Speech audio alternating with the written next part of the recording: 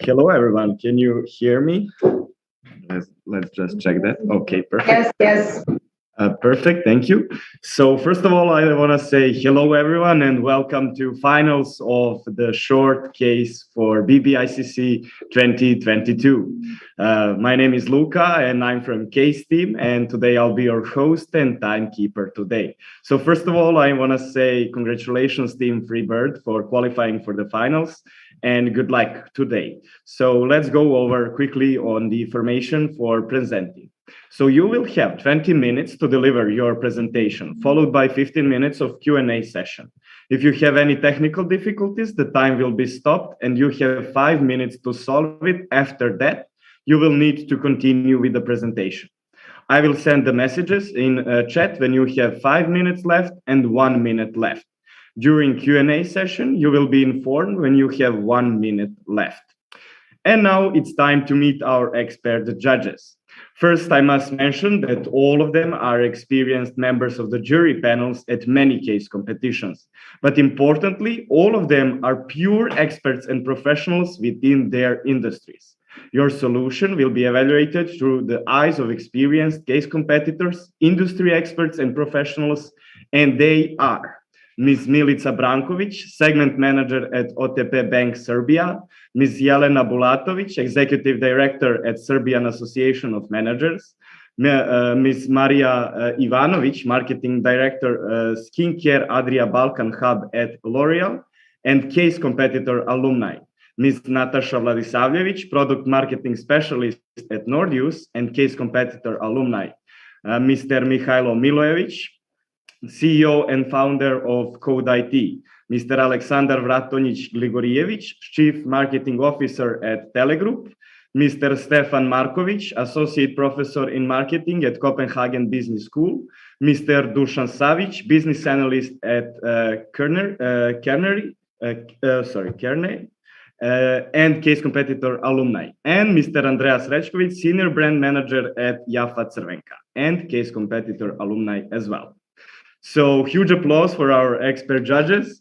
And now, dear judges, I would ask you to turn off your cameras and microphones so we don't interrupt internet connection for our competitors here. And the team FreeBird, the floor is now yours. You can start your presentation whenever you are ready, and I will start your time. Good luck, guys. Thank you. Thank you very much. So we will start now. Imagine having a hedonistic heaven just 1 hour away from Belgrade. Something like Italians having Tuscany, or something like New Yorkers having the Hamptons. And what is a better place in Serbia than Topola? A place with beautiful landscapes, cultural heritage, food, and amazing wine. We are the team FreeBird, and today we're going to show you how can Topola become that place. First, we will start off with a brief introduction of our solution. By analyzing the current case study, we came across the fact that Topola is in need of driving more tourists to this specific area, and that it already has several activities that are doing this. But our main question here is, how can Topola become the biggest touristic attraction in central Serbia and Shamadia region? We want to focus on developing golf tourism here in Topola to further grow local economy and cross-sell other offers that Topola already has. We believe that our solution will be measured by increased GDP of municipality of Topola by 17.68%, and that it will drive 42,000 new high-spending visitors to this place. So now let's take a look at what kind of activities should a specific place have to drive tourists to this location. First, we divided this into 2 segments. Overall activities are the secondary activities, something that you're expected to have at a specific place. For example, drinks, food and beverages, accommodation, and so on. But what exactly brings tourists to the specific locations are the main activities, the primary activities. For example, Koponik has skiing, and on the other hand, Tara has rafting. But what exactly Topola has? So by analyzing the current Topola's offer, we divided it into 3 segments. cultural, nature, and other activities. We can see that the cultural and nature activities are already well established. Topola is an agricultural area with beautiful landscapes and beautiful clean nature. On the other hand, Topola represents the cultural and historical center of Serbia because of the Karađorđević royal dynasty. And last but not least, Topola is the heart of winemaking industry in Serbia. But further on, what are the other new primary activities that would motivate tourists to come to Topola? So before we could answer this question, in what is that new specific main and primary activity that would drive tourists to Topola, we had to set a vision for ourselves. And our vision for Topola, which is for Topola to become a leading tourist and business destination.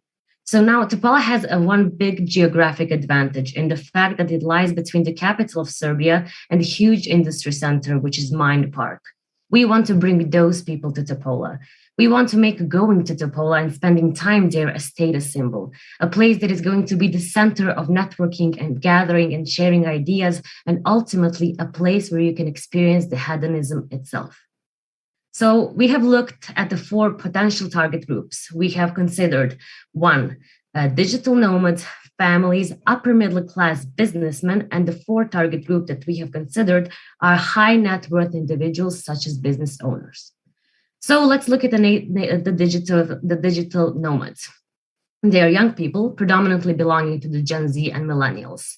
They are working remotely, and most of them are working in some sort of work in IT sector, and then their monthly income amounts to around 25,000 euros.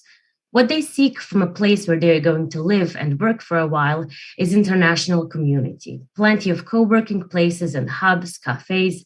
They look for a place that is well connected and that is rich in the activities that they can do after work. So the potential solution for this target group would be to open a franchise work hub for digital nomads in partnership with Mokrin House. The second potential target group that we have analyzed are families. An average family that we have analyzed consists of 2 millennial parents and 2 children. The parents are earning an average Serbian salary, so the total household monthly income amounts to around 1,200 euros. What they want from a touristic offer is a place that is family friendly, that has a family friendly atmosphere and loads of fun activities for children. They are price sensitive, so they seek to cut the costs of their vacation by eating at more affordable restaurants, or, for example, not staying the night in some accommodation, but rather going back to their home at the end of the day. So the potential solution for this target group would be to open a summer scout school in partnership with the Polo Scouts for kids while their parents enjoy the wine country. The third potential target group that we have analyzed are businessmen. So these people predominantly belong to the Generation X. They are successful, and their monthly income is around 3 to 4 times the average Serbian salary. What they want from a vacation is a place where they can just get away from the city chaos, where they can have a variety of sports activities and ultimately a hedonistic experience. They are willing to spend more on their vacation as they have a bigger average salary. So the potential solution for this target group would be to create a golf course as a fun networking activity to provide a new nucleus for tourism in Topola. At the end, the fourth and the last target group that we have considered are the high net worth individuals such as business owner. And these kind of people are, again, predominantly Generation X. They own a successful businesses and their monthly incomes exceed 10,000 euros per month.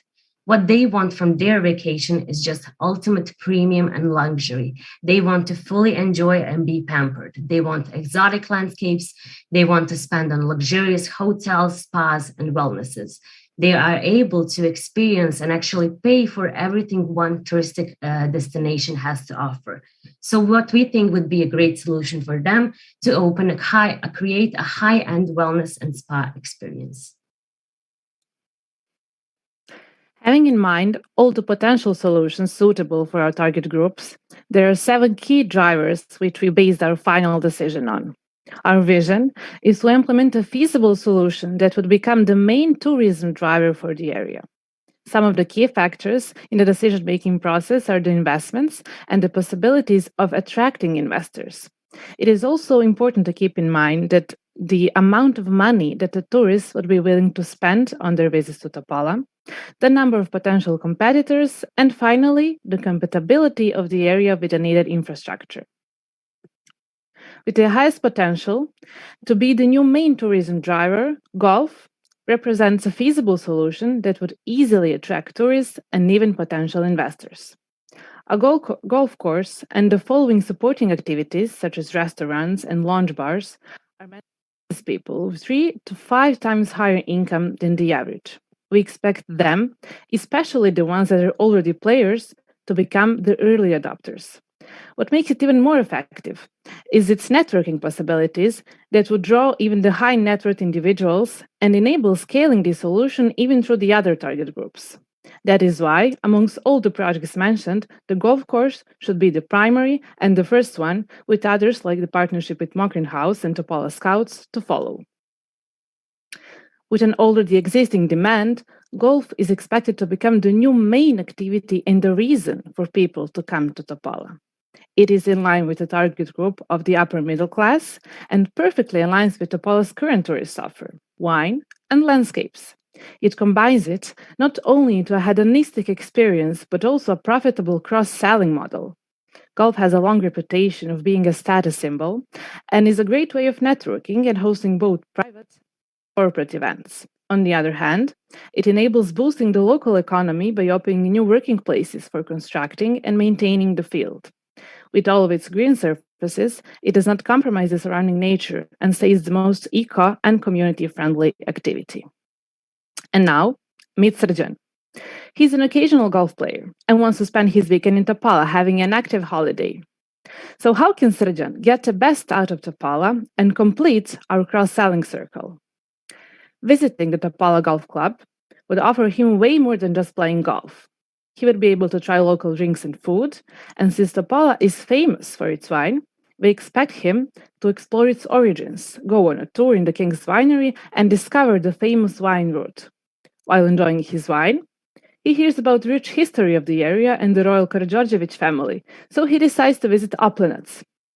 So Srđan had a fulfilling day of activities, exploring all content that Topola has to offer, it tightly connected, and a great cross-selling model.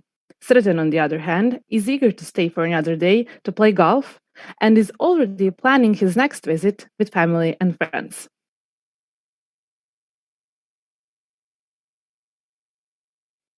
Now let's take a look at all the revenue streams. First, we wanted to look through the eyes of the potential investors that we want to bring to Topola and how will they make up for these investments. There are many revenue streams that a golf course and a golf club can offer, from offering golf classes, organizing golf tournaments, daily and monthly tickets for using the golf course, selling golf equipment, and the most important one that also perfectly aligns with Topola's needs and wants, it is team buildings and additional corporative events that can be held at the golf course part of playing golf. It is famous around the world and very normal to organize these events when it comes to charity fundraisers, corporate networking, business events to be happening on a golf course and have a fun tournament with wagers, and the winner can be donating all that money to someone. So these are the events that will drive people to Pola, and this will also benefit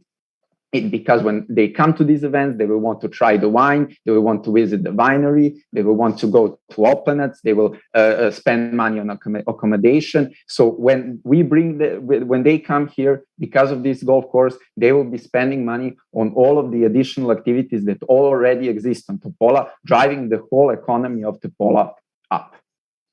When it comes to implementation, we propose building at least a 10-hectare size golf course, of course, at the global standard of golf courses. Also, we propose building a lounge bar and restaurants as additional facilities attached to the golf course for the first step, but as well, in the future, a hotel can be built or any other facility deemed necessary by the investors and the Topola municipality. When it comes to potential investors who we plan to attract, of course, anybody who is interested in targeting this lucrative proposition. However, we see as the perfect first potential investors will be the current owners of the golf courses here in Belgrade and Novi Sad, because they have the know-how, they know that it is a successful business, and they will probably want to expand their business into other areas such as Topola. Also, we see Mind Group as a potential investor because they are so near and they are continuously want to expand their offer and ways to attract people. This would be a perfect place to have their own golf course near Mind Park in Topola, where they can bring business people, bring their partners, show them a good time, network together, organize these beautiful events that are all important for driving business. Finally, when it comes to the cost breakdown of this project and how big would this project be, based on our analysis of golf courses around the world and the cost of developing golf courses, we have came to a conclusion that about $5 million would provide a high-end quality golf course of the proposed size with all the attached facilities. When it comes to the implementation, finding the land and finding the potential investors, initiating selecting the possible designs and initiating all the needed permits, that is where the municipality of Topola comes into play as someone who has the know-how, has the interest to do something like that. And then the private investors will start the construction of the field, and we hope that finally we will have a grand opening of Topola Golf Club. We believe this will be a perfect public-private partnership to drive not only the business of golf in Topola, but the whole economy of Topola. When it comes to the effects that we expect this to have on the economy of Topola, based on key assumptions such as the conversion rate of 3% and the median spending per day that we expect from these high-earning individuals being around 15,500 dinars, and all of those spending are calculated on golf, on accommodation, on wine, on the dining in restaurants, on transport, on visiting touristic locations, on trying all the features. We expect that within the first year of operating, we'll be able to increase the GDP of Topola by 17.6%, and we hope that by 2030, in 1 year, we'll be able to attract up to 40,000 high-spending visitors per year to Topola. Now, let us summarize our proposition. We have realized for a touristic location to bring people to come, they expect that you have quality food, quality drinks, accommodation, and all those other activities which Topola has. But we need to have a main activity that will drive people. Like Koponi has skiing and Tara has rafting, we want golfing and the culture of golfing and networking to be the main activity of Topola. We want to position Topola between Belgrade and Mind Park as a networking capital in Serbia. That is the place where you want to be to meet high-earning individuals, where you want to create and share new ideas into creating something new. Also, we want it to be a status symbol to be able to go to Topola in your free time and spend time there. And finally, we are growing that hedonistic heaven idea that Topola already is slowly growing and is becoming popular for. As we mentioned before, our solution of developing golf tourism perfectly targets the people who are already playing golf, who are occasional golfers, but also anybody who is within that high earner niche, because traditionally golf, as everybody around the world, is the place where the best networking comes by. We realized that golfing is the best option out of all the potential solutions that we have mentioned, but that is only the primary project that we want to. That is the first thing we believe that Topola needs to do. And as that grows, all of the other solutions can be added. We can then include the digital nomads and provide everything they need. We can include the scouting school and provide what they need. And as step by step, Topola will slowly become a truly touristic place where you can do whatever you want and you will always be satisfied. Thank you for your time. We are open for questions. Thank you, Team FreeBird, for a great presentation. And we can now start with a Q&A session. So judges, whoever wants to be first, go ahead.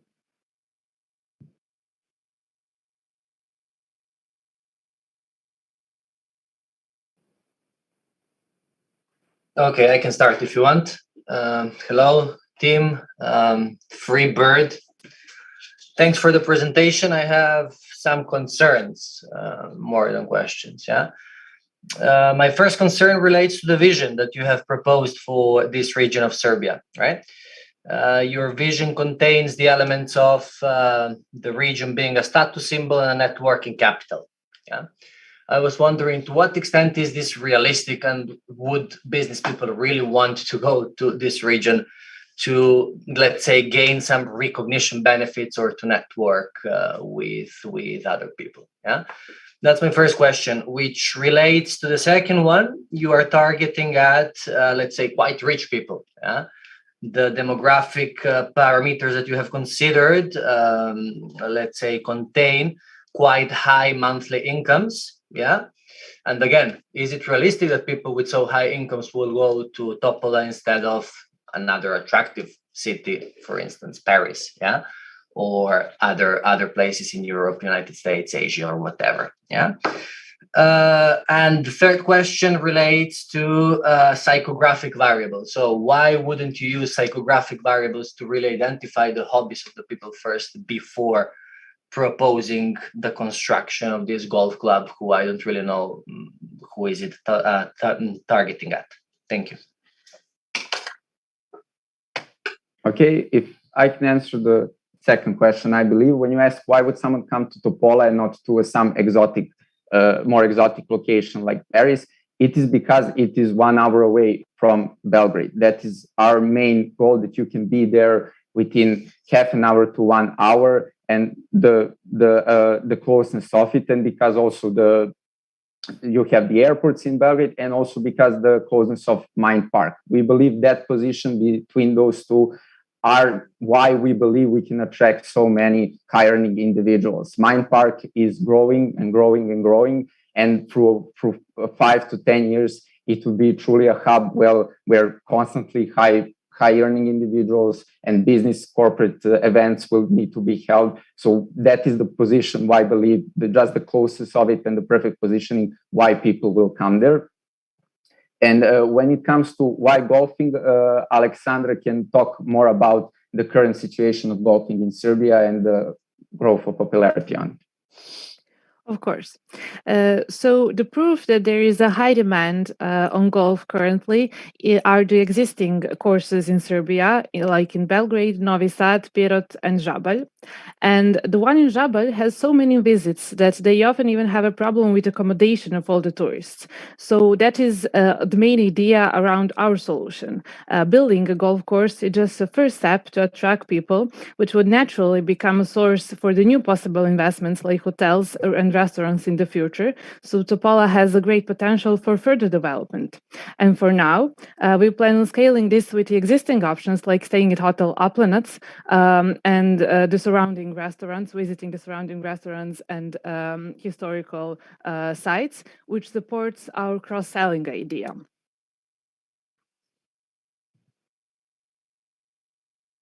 And just to follow up, sorry, just to follow up on what Alexandra said, how is that consistent with the SDG goals that Topola has according to the case that you have read, right?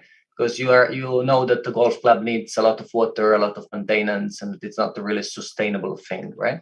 So I was wondering this. Thank you. Okay, so the answer to that question is basically the problems of sustainability in golf have been recognized by designers over a decade ago, and now golf designs are changing. They're implementing wild parts into golf designs. They're looking to save nature as much as they can, and they are constantly developing new features. And because we are building right now the most modern golf course, we will have all of them. But also to that point, any other solution that would, for example, building the digital hub for nomads or any other activity will also demand destroying a part of nature. And we believe golf does that the least because it won't destroy the view. It seamlessly integrates with the perfect view that are in Topola. It still remains green, and golfing, thanks to its designs and improvements, becomes more and more sustainable. And when developing and selecting the investors and selecting the designers in the course,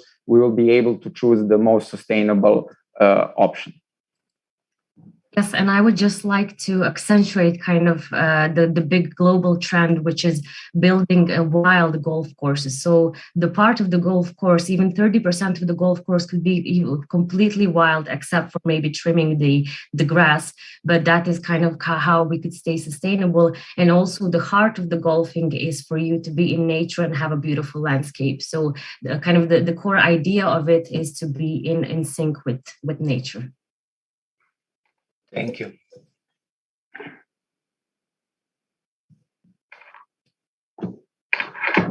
I can go next. First of all, Tim, I would like to thank you for the presentation. It was an interesting one, definitely, and to congratulate you on your presentation.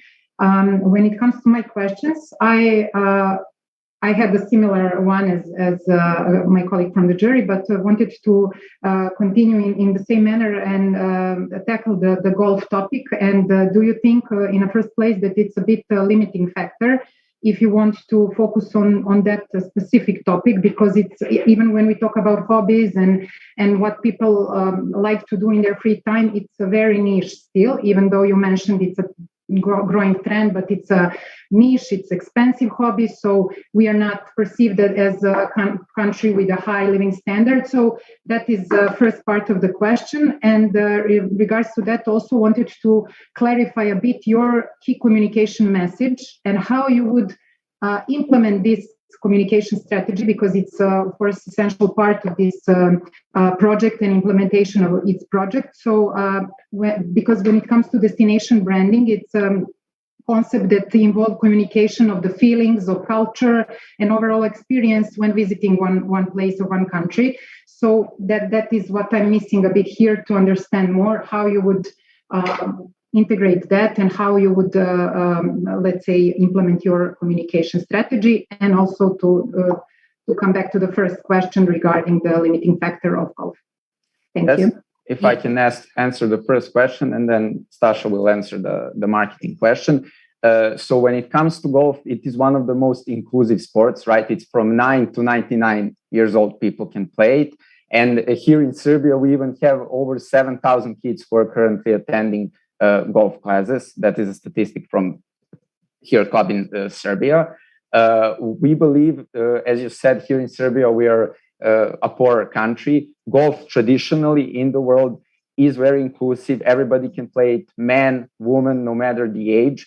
We believe here in Serbia, we are a bit of late because of history. And that's why we don't have the older people playing golf, but we are becoming westernized as anybody else. And that's why we see a huge uptick here in Serbia when it comes to golf in the Gen X, not the older ones like we have in the USA. And we believe this trend, because they say like when you once start playing golf, you continue it will, the situation with golf will become as it is in Europe and USA and in other countries that have a very developed golf mentality. That's why when we say golf is the most exclusive activity you can have, you can go today on a golf course with an instructor and you will have fun. So even if you don't have any experience, you can pretty easily get into it, no matter what shape you are in. It is very safe. If you have some injury, you can still play it. So it is one of the most inclusive sports in the world. So that is the function, the criteria. And just we are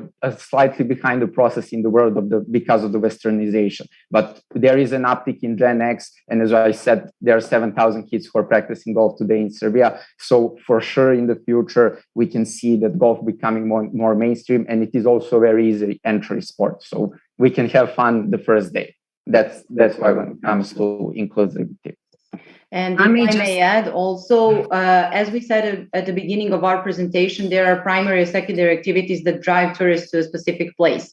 So we wanted golf to become the primary activity, but we believe that it will drive secondary activities to expand more, and that tourists will need more accommodation, and it will grow the local economy because everyone will get to know Serbia and get to know the history of royal dynasty, and that it will try an amazing wine that Topola already has, and that everyone will benefit this particular solution. And we believe that also the local people that will have a chance to bring domestic products, domestic wine for tasting, and that it will drive not only domestics to Topola, but we want to become the let's say a center of a region for playing golf.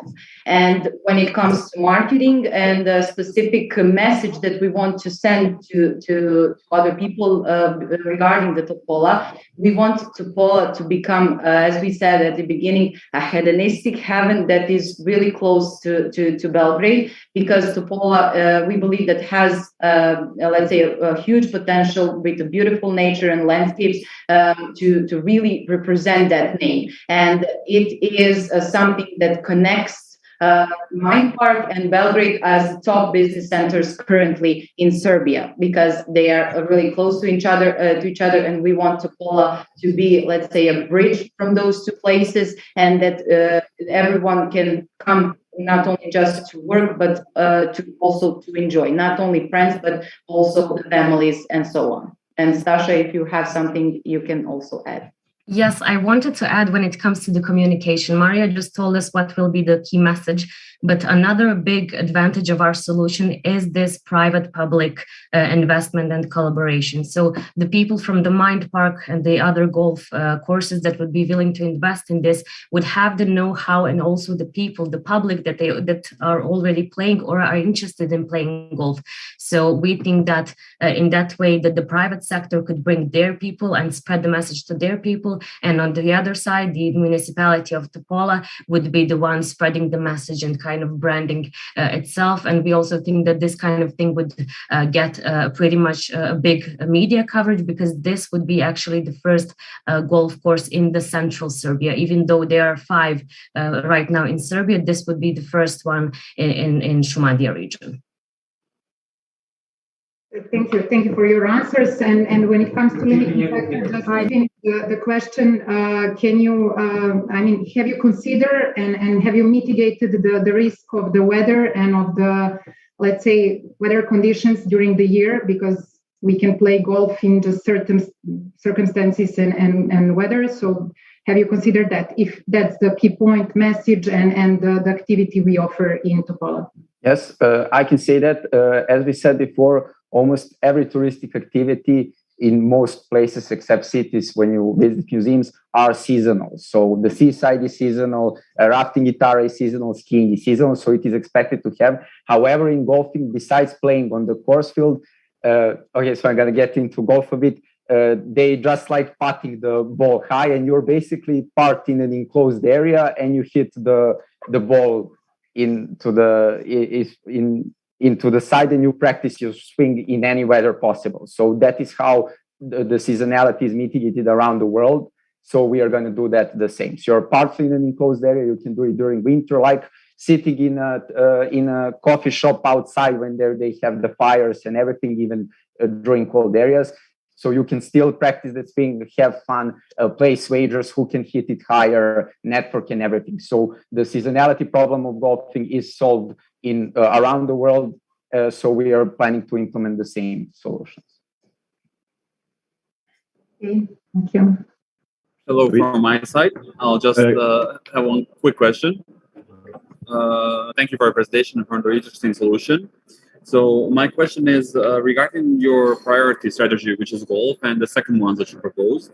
Do you think there is a conflict between them? Because, as my colleagues mentioned, golf is for the white rich people who like some kind of exclusivity, some privateness, some, let's say, something special where there's not much tourists, there's nothing who can interrupt them and stuff like that. But if you implement other strategies, you will bring also digital nomads who are young people who have some other priorities, some other ways for fun, etc. So do you see a conflict between those things?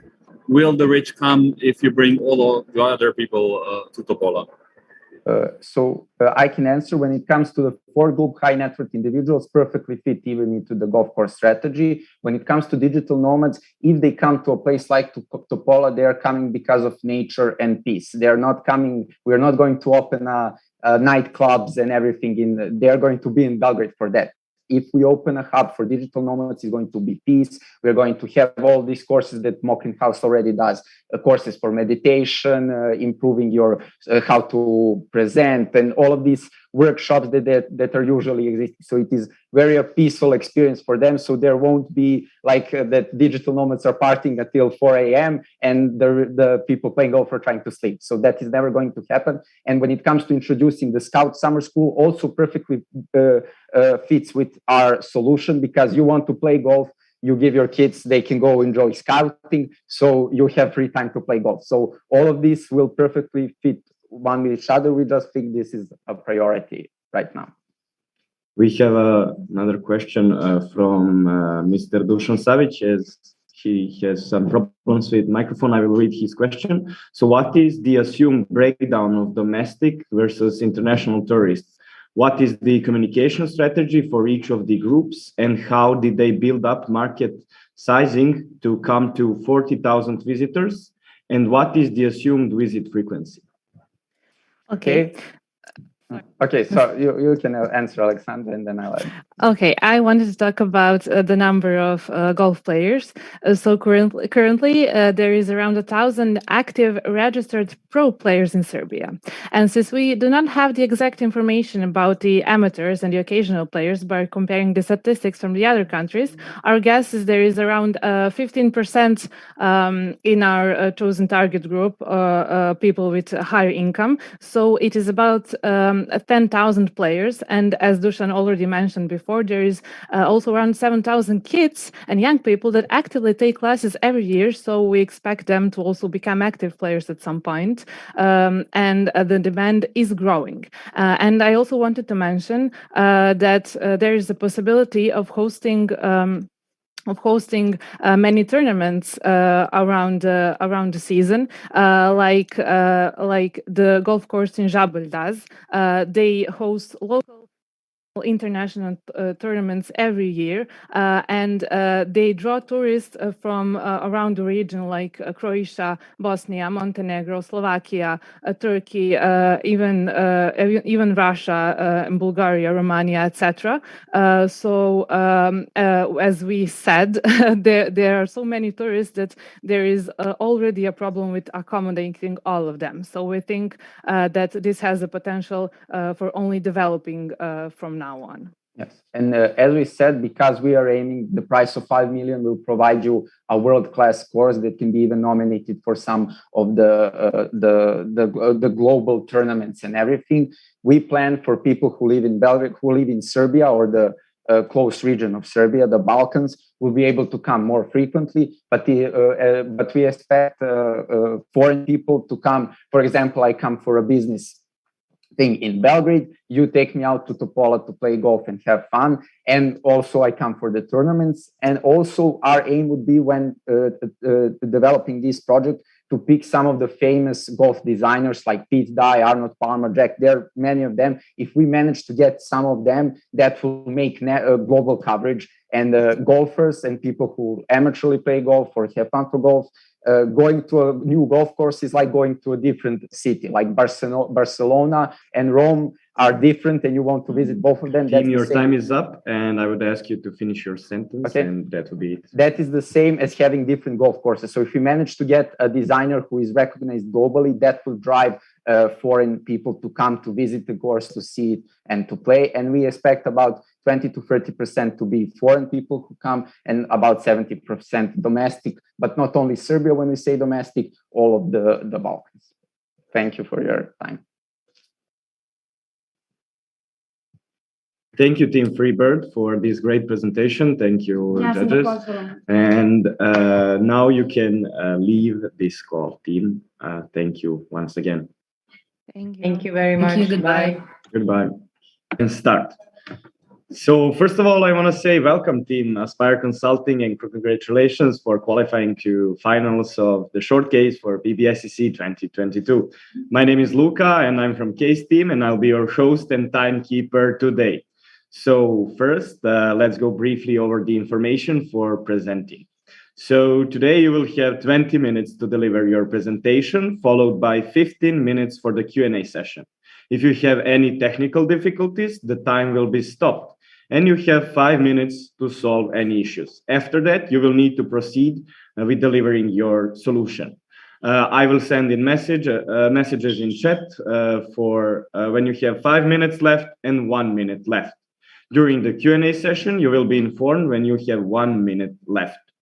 And now it's time to meet our expert judges. First, I must mention that all of them are experienced members of the jury panels at many case competitions. But importantly, all of them are pure experts and professionals within their industries. Your solution will be evaluated through the eyes of experienced case competitors, industry experts, and professionals. And they are Ms. Milica Brankovic, Segment Manager at OTP Bank, Serbia, Ms. Jelena Bulatovic, Executive Director at Serbian Association of Managers, Ms. Marija Ivanovic, Marketing Director, Skincare Adria Balkan Hub at L'Oreal, and Case Competitor Alumni. Ms. Natasha Vladisavljevic, Product Marketing Manager at Nordius, and Case Competitor Alumni as well. Mr. Mihailo Milojevic, CEO and founder of Code IT, Mr. Aleksandar Vratonic-Gligorijevic, Chief Marketing Officer at Telegroup, Mr. Stefan Markovic, Associate Professor in Marketing at Copenhagen Business School, Mr. Dusan Savic, Business Analyst at Kearney and Case Competition Alumni, Mr. Andreja Srećković, Senior Brand Manager at Jafa Crvenka and Case Competitor Alumni as well. So huge applause for our expert judges. And dear judges, I would now ask you to turn off your cameras and microphones so we don't interrupt internet connection. And team, now the floor is yours. You can start with your presentation whenever you feel ready. So good luck.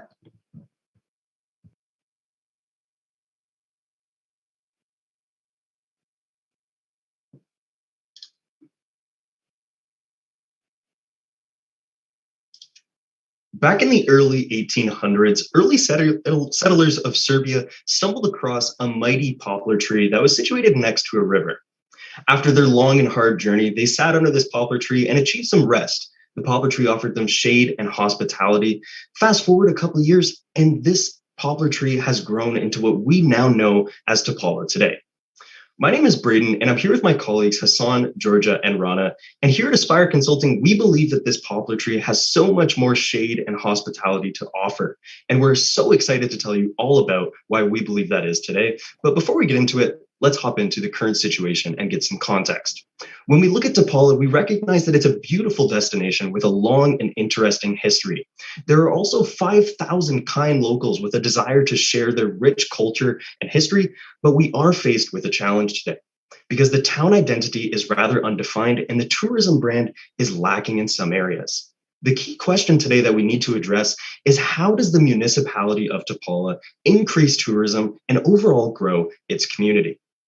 In order to tackle that question, we need to go a bit deeper and identify 3 key questions that we really need to target.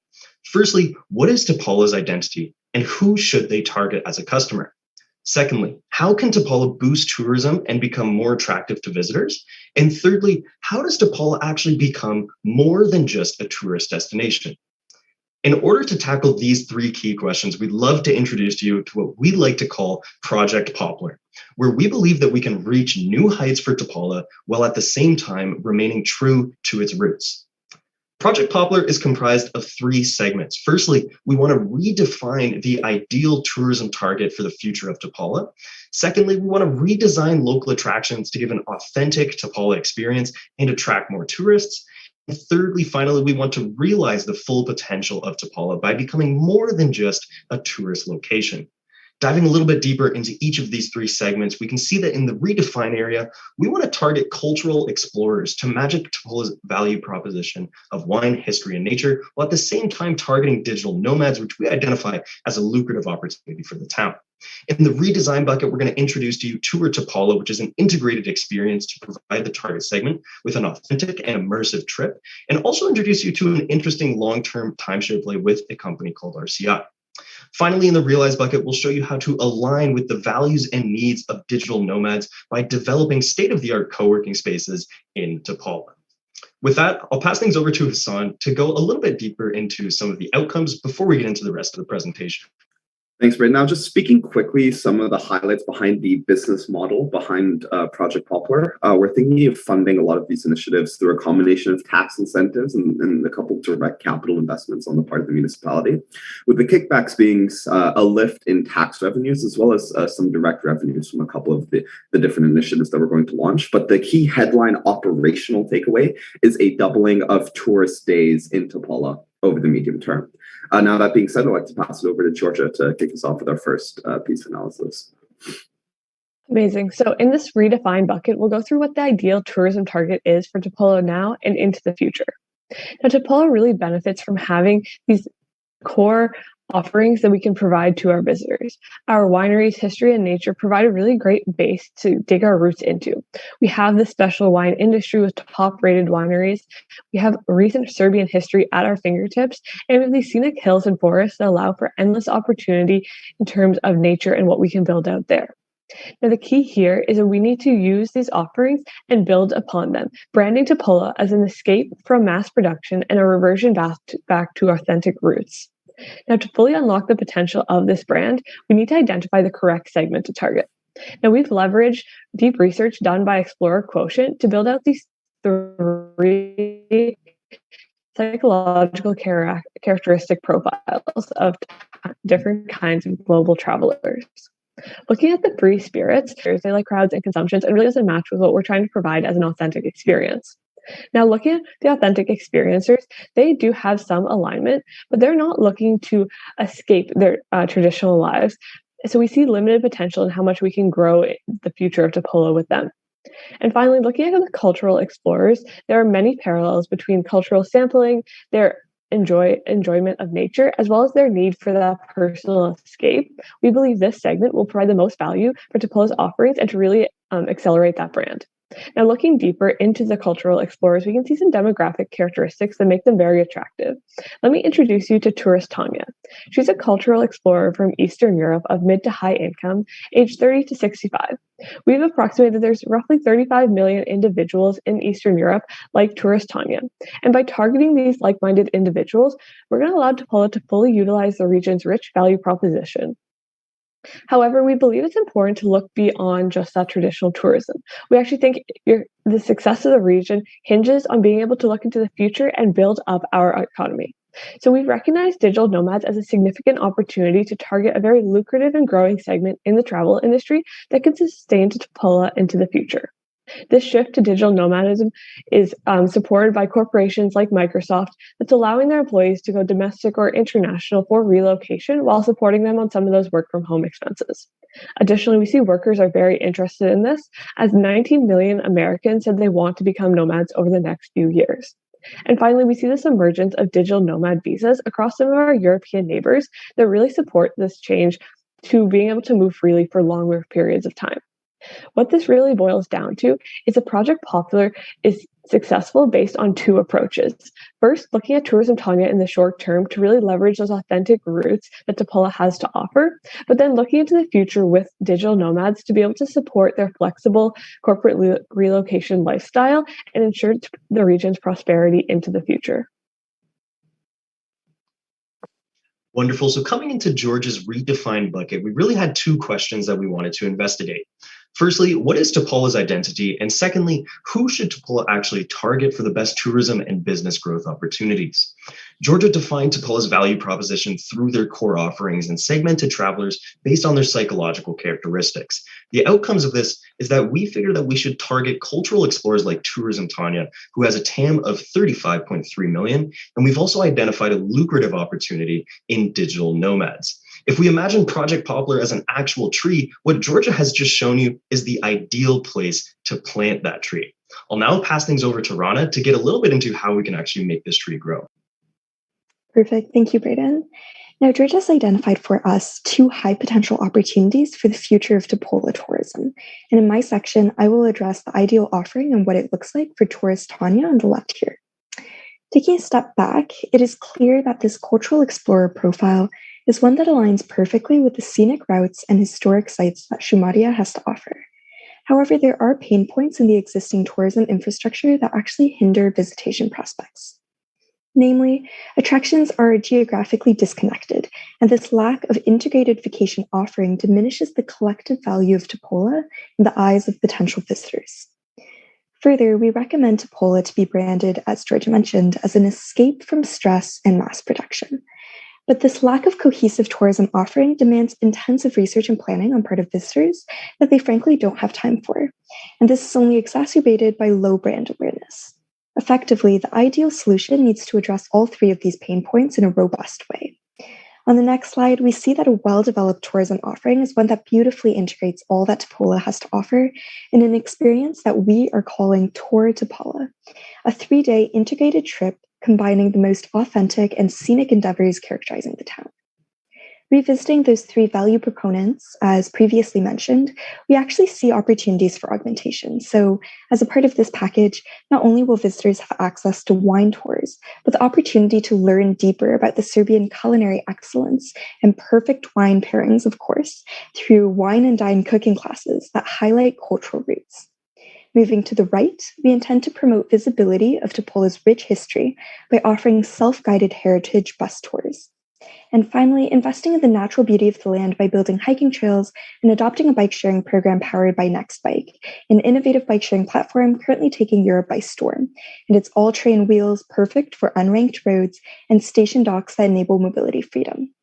But the reason that we are truly so excited about this Tour Topola integrated experience is that it was designed with your vision for Topola's future top of mind, offering authentic cultural value through wine and dine cooking classes, promoting deep learning of those historic landmarks, all the while driving sustainability in the green economy through a bike-sharing transportation solution that solves mobility for visitors in a less carbon-intensive way than buses per se. Now, when it comes to actually marketing this integrated experience, our research demonstrates a couple things about the Serbian millennial. Most recently, we found that they are active on Facebook above all other social media channels. They also draw travel inspiration from their communities instead of mass media, which is why we recommend marketing using Facebook tourism influencers, a strategy I'd be more than happy to speak to in Q&A. But right now, I really want to draw your attention to a key insight on the bottom of the screen here. We know that only 9% of individuals currently associate Topola with its rich wine landscape, a core value proposition that's frankly not being taken advantage of. Hence, we recommend attaching Taste of Topola tags to locally harvested wine sold in corner shops throughout Europe. These tags will provide information on the land, the harvest, and QR codes that bring you to the website with coupon incentives to visit Tour Topola. This way, anybody who already loves Tour Topola wine, but may not even realize the beautiful vacation destination that the wine originates from, has full exposure and is incentivized to pay a visit and experience firsthand the harvest where their favorite red or white was grown. Finally, before I close, it's important for us to address the ask of a long-term, more sustainable solution that complements this integrated experience while providing unparalleled upsell opportunities, specifically in international markets. And so today we recommend investing actually in a long-term tourism solution that preserves Topola's authentic culture and rich history by adopting a timeshare exchange program. On the right hand of the screen under how it works here, I'll walk you through that. We see that this entails building out a cathedral-inspired vacation home through architecture that pays homage to the royal dynasty in an authentic way, and renting them out via RCI. This is a program that allows multiple parties to own these homes on a time basis and rent them out to a network with exposure to 300,000 individuals globally. The reason we think that this program will work is because it's already demonstrated success in Zlatibor, Serbia, with 2 locations generating over 75 plus annual visitors and affluent international tourism. We believe we can replicate similar success. Awesome. So coming into Rana's bucket, we once again had a couple of questions that we wanted to find answers to. Those being, what does an authentic tourist offer and customer experience look like for Topola?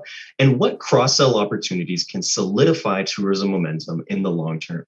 Rana walked you through Tour Topola, which integrates local experiences such as wine tours and historic site visits, as well as showed you a bit of a Facebook influencer marketing campaign as well as local wine tags. Not only that, but we also introduced you to an idea of national timeshares powered by a company called RCI. And the key outcomes of all of these actions is that we are going to drive brand awareness for Topola as an authentic countryside getaway, double the number of tourist visits in the medium term, and uncover unparalleled international upsell. If you recall early in the presentation, Georgia told you where to plant this new poplar tree, and Rana has just showed you how to really double down on authenticity, ditch mass production, and grow the roots of that tree deep into the ground so that we have a solid foundation. The only question remaining is how can we grow this tree to new heights never reached before by Topola? I'll now walk you through the Realize bucket where we can find the full potential of Topola as a digital nomad hub. If you recall earlier in the presentation, Georgia defined Touristania as well as digital nomads. We've covered Touristania, and now it's time to talk about why tourism is simply not enough to get Topola to that next level. Digital nomads have the flexibility and support around corporate relocation to enable them to achieve a more nomadic lifestyle. But before we get into targeting them, let's figure out a little bit more about who they actually are. When we look at digital nomads' needs and values, we see that they've identified cheap living expenses, ease of travel, strong internet connection, work visas, as well as inclusive public workspaces. This is what they need, and you may notice that it's a perfect fit for Topola Serbia. And this is all well and good, but why does Topola actually need these digital nomads? Well, there are many advantages associated with attracting them to the town. First of all, they synergize extremely well with the tourism initiatives that Rana just highlighted. At the end of the day, they are working, but they will be participating in those tourist activities as well. Not only that, but these digital nomads are high earners and will be taking in more money than the average median citizen of Topola.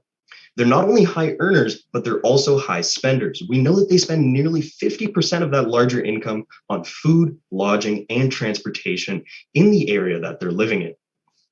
Now, with all this in mind, it sounds great, but is it actually the correct opportunity to go for these digital nomads? Well, we take a look at the external environment, and the answer to that question is a resounding yes. If we look at neighboring countries such as the Czech Republic, Hungary, and Croatia, we can see that they are all initiating this official digital nomad visa. Serbia is well on its way to joining that party, and we need to capitalize on that. In addition, Belgrade is actually currently ranked as the 7th most optimal digital nomad location. And this is something that Topola, being so closely neighbored to Belgrade, can definitely capitalize on. Finally, the number of nomads in Serbia is currently 30,000, and that number is rapidly rising. Now, with all this in mind, the only question remaining is how can we actually attract these digital nomads to Topola? The answer to that question is to develop a new co-working space in the town that must be hospitable, practical, and green. It needs to be hospitable to provide a safe and inclusive environment for these digital nomads. It needs to be practical in the sense that it offers everything from high-speed internet to desks and any other office equipment that the digital nomads may need. Finally, it should be green and have an eco-friendly construction process as well as everyday operations. This appeals not only to the digital nomads themselves, but will also be great for the green culture in Topola. This co-working space is essentially going to act as a beacon for digital nomads, attracting them to escape the bustling city life and enjoy the natural and historic beauty of Topola. I'd love to go a little bit deeper into the construction of this co-working space, but we'll save that for the Q&A. For now, let's prove that this is actually going to work by looking no further than our close neighbors in Belgrade. Belgrade has over 66 of these co-working, co-living spaces installed, and one of the most popular examples is one called Desk & More. Desk & More is a leading co-working space in Belgrade. It offers modern architecture, shower cabins, a public garage, as well as all the office supplies these digital nomads would ever need. Most co-working spaces, including Desk & More, become profitable after an average of 2 years and operate on a 40% profit margin, meaning that it's not only extremely lucrative for the digital nomads, but also the municipality in which the co-working space operates. Now, with that, we can wrap up the Realize bucket, and we came into this one as well with a couple questions that we wanted to address. First of all, what can Topola do to become more than just a tourist spot? And secondly, what is the best way to attract and retain these digital nomads? The key action that we're taking here is constructing a co-working space to accommodate an influx of nomads, and the outcome is that Topola will become a digital nomad hub in the long term.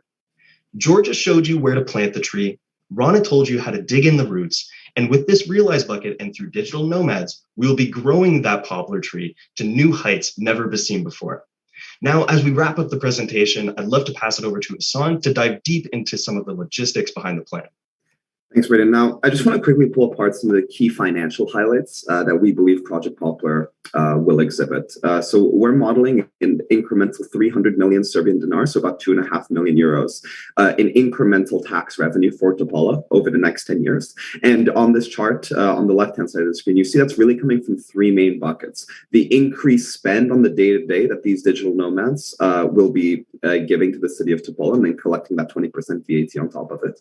A couple of the tourism initiatives that Rana spoke to, as well as some direct revenues from the e-bike program that we believe the municipality of Topola can implement to support the increase in infrastructure. And again, just pulling apart the key operational takeaway, a doubling in the amount of tourists in Topola over the medium term.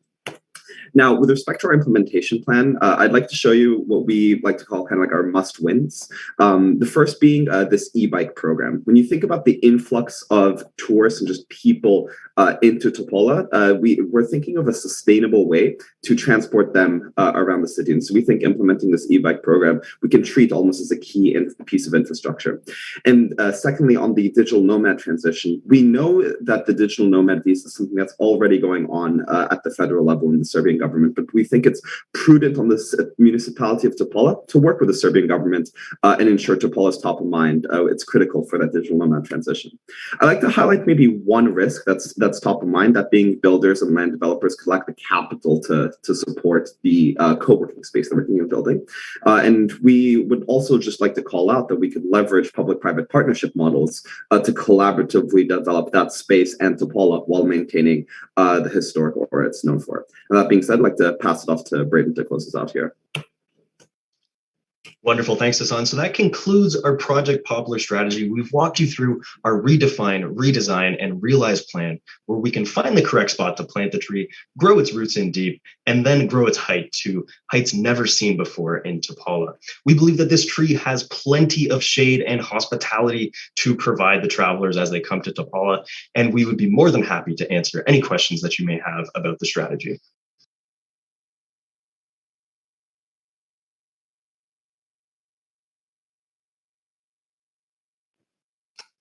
Thank you, team, for a great presentation. And we can now move on to the Q&A session. And I would like to invite Milica Brankovic to open up with the first question. Okay, thank you for this. Well, guys, congrats on this presentation. I really enjoy it. I have one question related to this time sharing program. I would appreciate a little more explanation why you choose this program particularly, and why not, for example, Airbnb or Booking or whatsoever. And also, I'm wondering who will be, in this case, in Topola situation, providers of the accommodation, the private individuals, households, or some hotels. So what is the target group for this time sharing program? Thank you. For sure. Thanks for that question. I can start maybe with the first half for why RCI over some competitors. Reason being, we saw one of the main goals for Topola is to bring in a really sustainable pipeline of individuals that match that cultural explorer profile. And these are individuals who are highly affluent, they have a certain level of disposable income, and they're looking for that weekend getaway. And in that weekend getaway, it's not exactly stressful. And we oftentimes find with Airbnbs or long stays, it is a little bit stressful finding those locations, looking through the apps, the diligence required. RCI, what it provides is, it's a network. How it works, you own a house on it with your timeshare, but you can either stay in the location during that timeshare, or you can rent it out and get credits to stay elsewhere. And with this system, we see that it's consistently evolving and a revolving door for the 300,000 individuals on the platform. This means that year round, it's always rented out and always paid for, regardless if you owning the timeshare live there or if you're renting it out. And that's something that provides a consistent pipeline of tourism that Airbnb simply can't guarantee in those off-season peaks. And then secondly, in terms of the logistics, just on who's building it, we did see this as a long-term solution. So we recognize that in the case it was asked for a 3-year plan. So we do think it's important, and the business case speaks for itself, to build out some of these infrastructure and making it really authentic by building out to look a little bit more like the cathedrals that inundate Topola. But we do recognize that that is a risk. What if we don't have enough capital to build it up? And a mitigation plan maybe would be to retrofit some of those cabin logging hotels currently existing within the Topola infrastructure, buying them out and then rebuilding them so that they're a little bit more of a lucrative experience. Okay, thank you very much. Thank you, everyone. Now we can move on to Alexander, if he wants still to ask the question. I saw some hands being... Yes, hi, thank you. Thank you for the great presentation. Yes, thank you for the Alexander, opportunity to ask a question. Do you hear me? Yeah? Yes, we do. Okay, cool. So can you just shed some light on who would actually be the organization that would, for example, aggregate all the possible offerings from the Topola region and be sort of a mediator between them and the actual tourists? Thanks.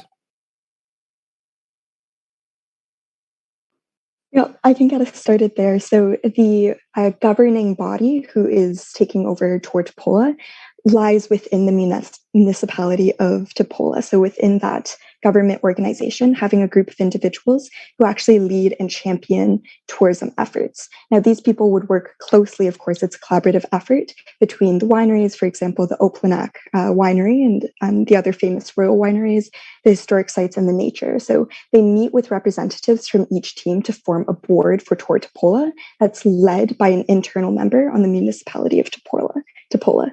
Reason being, we want to make sure that the individuals who actually own the wineries have a voice in what we're doing, and we're not taking over, we're introducing too many new things. They should be involved in the planning, but at the end of the day, who's actually leading it lies within the municipality, just for overized vision and centrality, but also to push through, what really is the business case, why is it valuable, and why does it make sense? All right, thanks. Thank you, everyone. Now we can move on to Ms. Jelena Bulatovic, followed by Stefan. Yes, thank you, Tim, for a great presentation and your view of Topola rebranding. My question is related to the segregation of data. Actually, do you see any challenges in targeting the group when the age span is like 35 years? You said it's potential visitor would be like the name of the person from 30 to 65 years of age. Do you see any challenges regarding that, because it's a really large group, and combining wishes of the 30-some to 50-some? Yeah, so it is a large group, and we can identify that we've characterized them by their psychographic characteristics. So they're all looking for the same experience out of Topola, although they do range from millennials up to that 65 age range. And that's why our marketing plan really hinges on two different aspects. We have that influencer and Facebook marketing that's going to be more effective for your younger half of that segment. We see millennials right here, 84% of them consult a travel influencer or social media before making a travel decision. So we see that this tactic is going to be really effective with that bottom half of the age range. And then we can look at our wine tags as being more of a holistic strategy that's going to be quite effective on the upper half as well. We have those individuals on the higher end of our segment are avid wine drinkers and do it on a more regular basis and kind of an impromptu basis, having it a few nights a week with dinner instead of just once a week, perhaps as a celebration. So we see this being a bit more tactical with the upper age range of our segment. Okay, thank you. And one more question is regarding the digital nomads. Did you base your assumption that they would like to, actually, on what you base your assumption that the digital nomads would like to be in the middle of a binary region and working from there instead of some other place? This is something that you analyzed, or it's an assumption based on some inquiries? I'm just curious because I don't see them there. I'm just curious to find out how do you put them in the middle of the world. Thank you. Yeah, that's a great question, and I can definitely try and tackle it. So traditionally, we see these digital nomads moving towards some more bustling cities. We know that the best digital nomad spot in Serbia is Belgrade.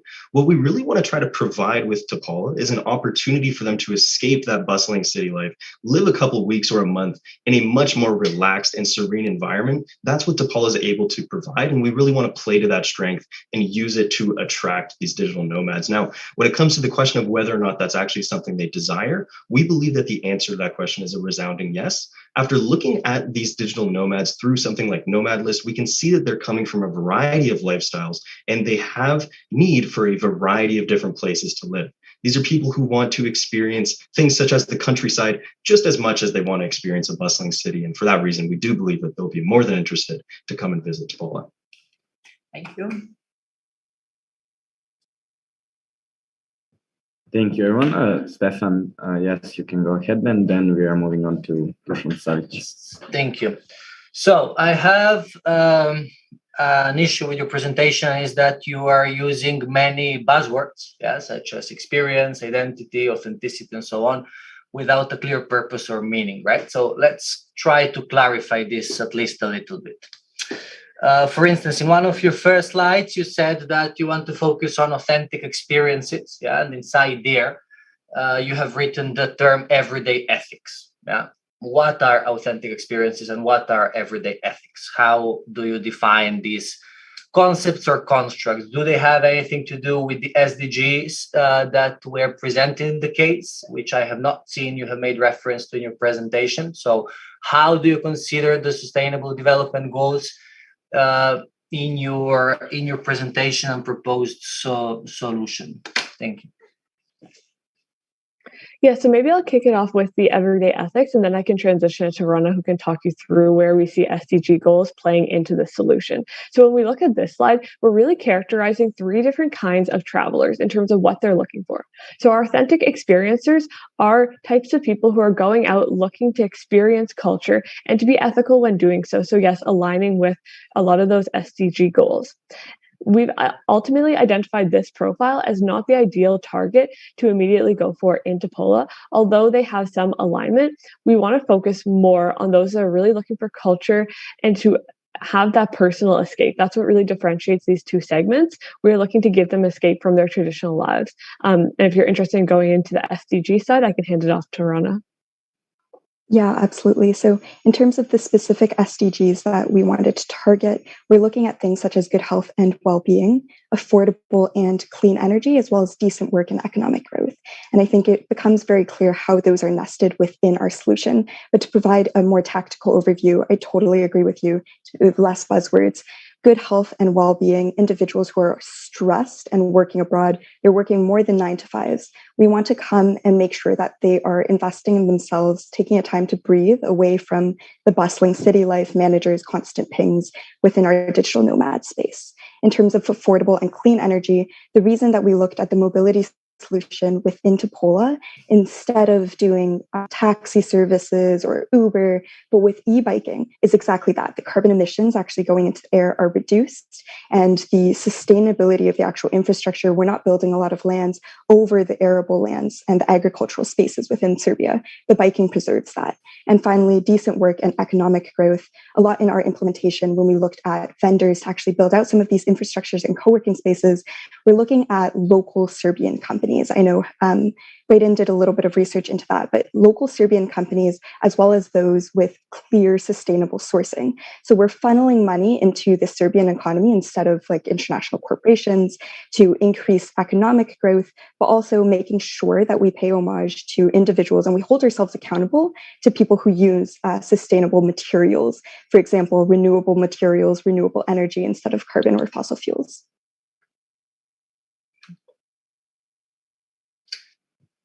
Thank you for the answer. Thank you, everyone. And now we can move on to Mr. Dusan Savic, followed by Natasha Vladisavljevic. Dusan, go ahead. Thank you. You can finally hear me now, I guess. Yes, we can. You mentioned the doubling number of tourists in the midterm, and could you be precise on what were your assumptions since you defined the scale of like around 35 million target group? What would be the target for awareness reach, and what would be the conversion rate? Have you thought about that in terms of visibility? That's my first question. And the second question is related to investment size, most particularly to the e-bike segment, since I don't know if you have done the research on how much do mountainous e-bikes or like e-bikes for off-city terrain cost. Sure. I'll actually take the second half of your question first, and then we'll go back to the marketing and targeting segment. So here's just a quick summary of how we were thinking about the e-bikes here. So we found a Serbian retailer of these electric bikes that would allow us to purchase in the type of size that we would need to support an influx of tourists into Topola, and they were selling for, just to highlight this number with my mouse here, about 90,000. This is in Serbian dinars. And then we're modeling the number of bikes purchased as a percentage of the incremental tourists that we're estimating will enter Topola on top of what we estimate the status quo tourist capacity in Topola is. And so we're keeping bikes as a 90% of every additional tourist results in an additional bike purchased with a revenue model charged on a per trip, then a volumetric per kilometer basis is how we were thinking of the e-bike model. Now, with respect to how we were thinking of the actual lift in tourist population, we took some estimation as to what the current tourist capacity in Topola is today by going to the Topola municipality website and looking at the four main lodging opportunities for people visiting Topola, those being Hotel Oplanak, Apartments Trio, and a couple cottage complexes, and then assume some baseline occupancy throughout the year to kind of normalize for seasonality, and arrived at this metric of roughly 20,000 tourist days. So that being days in which an individual tourist would be there. So if you have 2 tourists spending 4 days, that's 8 tourist days. If you have one spending 1 day, that's 1 tourist day. And then modeling the lift on the tourist day, if I could just take you to our breakdown of how we thought about the different initiatives driving different lifts in tourists. On this timeshare piece, it's fairly straightforward. So just highlighting with my mouse right here, constructing 12 units and then assuming some occupancy rate on these timeshares that's going to be higher than what you might have in your traditional lodging. Again, Rana calling out some of the seasonality normalization that you get from tourists. We think you get about a 7,000 tourist day lift throughout the year. And then similar logic following for both the wine tours and then some of the other packages that Rana highlighted. And then your final question on this TAM piece on how we arrived at this 35 million tourist Tanya's number. So we estimated there's about 360 million. Your time is up. I would ask you to finish your last sentence, and that would be all.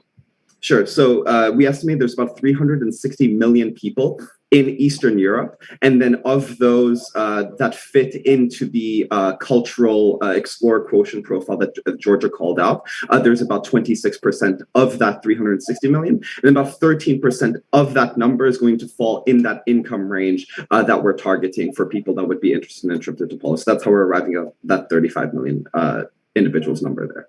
Thank you. Thank you. Thank you, everyone. Thank you, team Aspire Consulting, for a great presentation. Thank you, jury, for amazing evaluation of our team. And of course, thank you all of the advisors who are here with us, providing support for all of the teams and being here with us in finals. So thank you, team. Once again, you can now leave this call. Great. Thank you, judges. Goodbye. Thank you, judges. Bye. We can see your slides.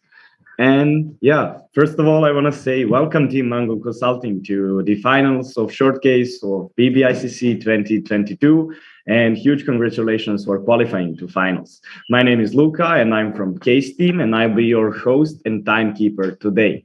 So let's go briefly over the information for presenting today. So you will have 20 minutes to deliver your solution, followed by 15 minutes of Q&A session. If you have any technical difficulties, time will be stopped and you have 5 minutes to solve it. After that, you will need to proceed with your presentation. I will send messages here in Zoom chat when you have 5 minutes left and 1 minute left. During Q&A session, you will be informed when you have 1 minute left. And now it's time to meet our expert judges. First, I must mention that all of them are experienced members of the jury panels at many case competitions. But importantly, all of them are pure experts and professionals within their industries. Your solution will be evaluated through the eyes of experienced case competitors, industry experts, and professionals, and they are Ms. Milica Brankovic, Segment Manager at OTP Bank Serbia, Ms. Jelena Bulatovic, Executive Director at Serbian Association of Managers, Ms. Marija Ivanovic, Marketing Director, Skincare Adria Balkan Hub at L'Oreal, and case competitor alumni, Ms. Natasha Vladisavljevic, Product Marketing Manager at Nordeus, and case competitor alumni as well, Mr. Mihailo Milojevic, CEO and founder of Code IT, Mr. Aleksandar Vratonjic Gligorijevic, Chief Marketing Officer at Telegroup, Mr. Stefan Markovic, Associate Professor in Marketing at Copenhagen Business School, Mr. Dusan Savic, Business Analyst at Kearney and case competitor alumni as well, Mr. Andreas Srećković, Senior Brand Manager at Jafa Crvenka and case competitor alumni. So huge applause for our expert judges. And last but not the least, I want to thank all the advisors for providing support for all of the teams and being here with us today. So I ask you now, dear judges, to turn off your cameras and microphones so we don't have any internet interruptions during the presentation. And now, team, the floor is yours. You can start with your presentation whenever you feel ready, and best of luck. Okay, let's just do a quick sound check real quick so we can hear each other. Can y'all hear me? Yes, can you hear me? Yes. Yeah, we can hear you. I'm good. We can hear you as well. Can you hear me? Yes. Yep. Okay. Perfect. Okay. Weddings are an important life milestone, choosing where we make lasting memories with the people who mean the most to us, and celebrating love and commitment to another person is such a huge decision. For many couples, choosing a picturesque, unique location is the most difficult choice to make during the planning process. We are Mango Consulting, and we are here today to show you how Topola can become a prime wedding destination for domestic and international couples looking for beauty, wine, and cost effectiveness. So just a little bit of an overview of the current situation. Destination weddings in Europe are in high demand, but they're very costly. Topola is largely unknown by international tourists, and it lacks the infrastructure to support a large influx of tourists. So this led us to our key question: how can Topola leverage wine and its rich royal history to attract both foreign and domestic visitors to the region? With our three-pronged strategy, we hope to have an impact of increasing the number of tourists, enhancing the ease of travel, and creating 100+ jobs. So looking a little bit into destination weddings in Europe a little bit more specifically, they are in high demand, but they also have a high cost. We can see this with some of the prime destinations being Tuscany and Santorini, and our goal is to create a low-cost destination wedding location because 25% of all weddings are destination weddings. Couples want to experience new things and they want specific offerings over traditional weddings, and we hope to find a low-cost solution for them. So currently, popular destination wedding locations in Europe tend to highlight wine and historical sites. We can see that this actually aligns well with Topola's core competencies, such as considering they have beautiful landscapes, the royal winery, and historical sites like St. George's Church. So we believe that Topola's core competencies can fulfill the needs and desires of the consumer. Now let's meet Emily and Stefan. They are the target consumers for a Topola destination wedding, and they want the glamour and the romance of a destination wedding without the price tag of Tuscany or Santorini. They want to invite around 50 guests, and they're avid wine drinkers who love the outdoors. They are the ideal consumers, price point, and offering. Now looking a little bit at traditions within Serbian weddings for local Serbians, they generally tend to want to get married in an Orthodox church, and they want space for multiple generations of family. They are looking for these specific things, which we believe Topola can offer. Now let's meet Adriana and Nikola, the target consumers for a Serbian wedding in Topola. They're originally from Belgrade, and they want a unique wedding location with a church. They want to invite around 130 guests, and they're also avid wine drinkers like Emily and Stefan, who value their cultural heritage. Because of Topola's offering and proximity to Belgrade, we believe it could be the perfect location for Adriana and Nikola. So now let's look at Topola's position within Serbia. We believe it's an underrated tourist destination, considering it's not currently one of the popular tourist destinations, but we believe that its offerings could launch it to become one, considering it has a vineyard, picturesque town views, as well as historical attractions. So we believe that Topola needs to find a way to promote itself in order to attract more visitors. However, there is one slight problem, and this is the fact that Topola has few accommodations for tourists looking to stay the night.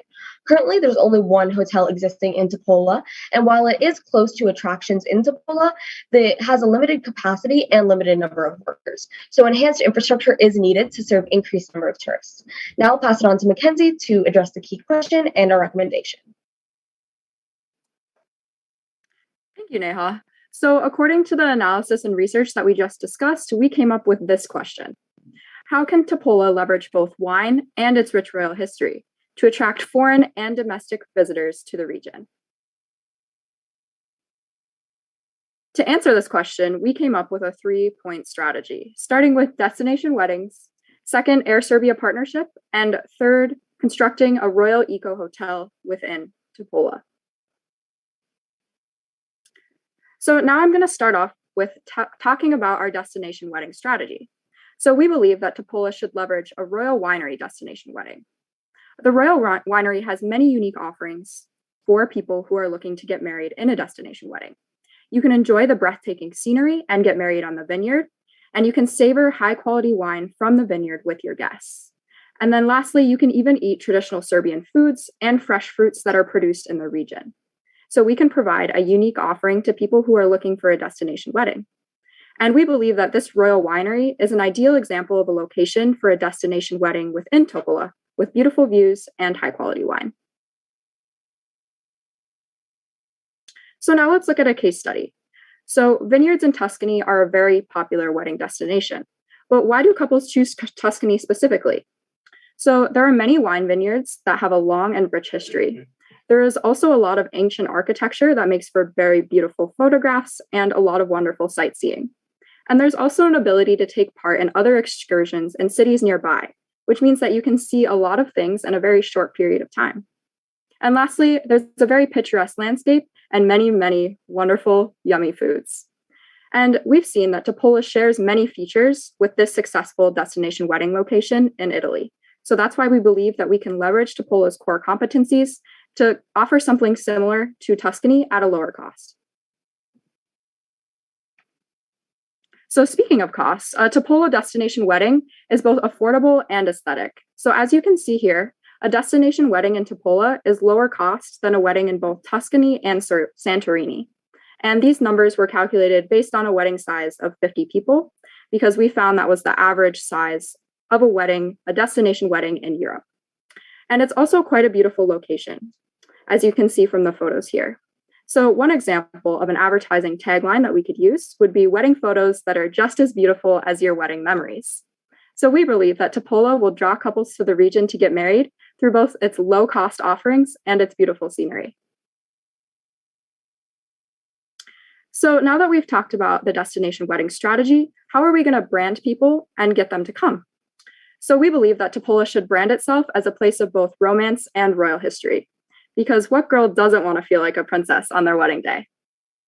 So there was actually a royal wedding in Topola in 2016 at St. George's Church.